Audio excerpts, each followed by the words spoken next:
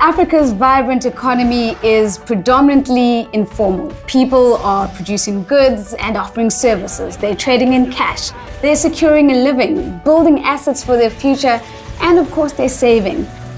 Yet, financial service providers are struggling to profitably serve this thriving segment. Formal financial services reach more Africans than ever before. Between 2011 and 2014, almost 70 million more people living in sub-Saharan Africa reported having financial services. However, many of these accounts are infrequently used or even dormant. But why? Well, what it comes down to is how well financial service providers know the people they're trying to reach. Do they understand their needs? Do they understand their wants? Do they have the right information to viably design and deliver appropriate financial services for them? Traditional sources of data, which financial service providers rely on to make decisions on how to serve customers, are limited, especially when it comes to excluded Africa. The data stops short of capturing the vibrant informal markets, the unrecorded entrepreneurial initiative, the seemingly intangible. If financial service providers want to tap into this untapped market, they have to shift their way of thinking. It's a marketplace unlike any other, so you really need insights drawn specifically from the people who drive it.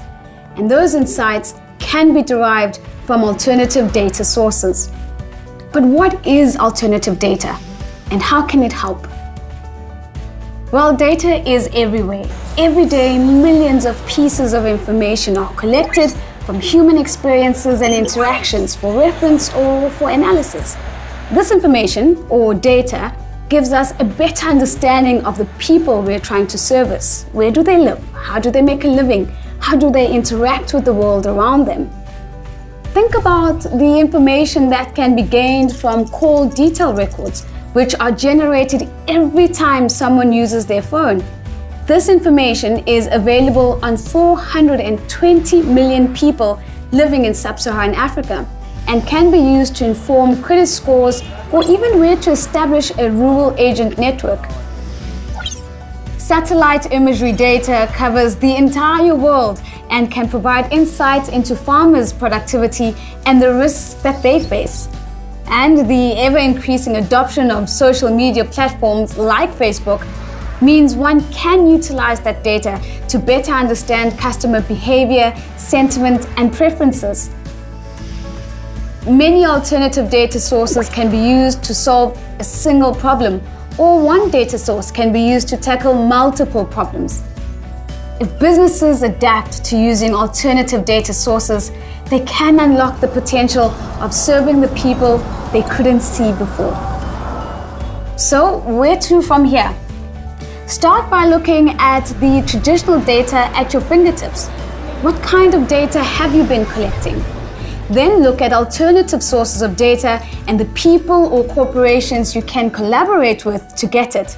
Data partnerships with data holders or the data science community could be mutually beneficial.